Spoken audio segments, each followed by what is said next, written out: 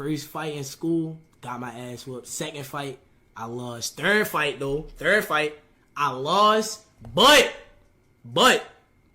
it taught me a valuable lesson. Like, I can't keep losing. Then my fourth fight, I lost. Listen, fifth fight, that's when I started fighting niggas back, though.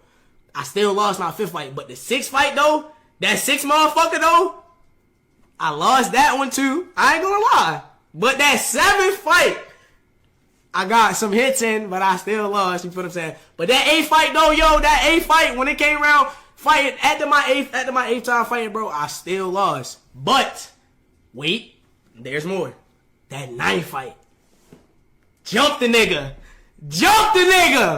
fucked him up, jumped the nigga, fucked him up, jumped the shit out of the nigga, fucked him up. In that 10th fight, niggas jumped me, and then after that, I just had to start running like I'm.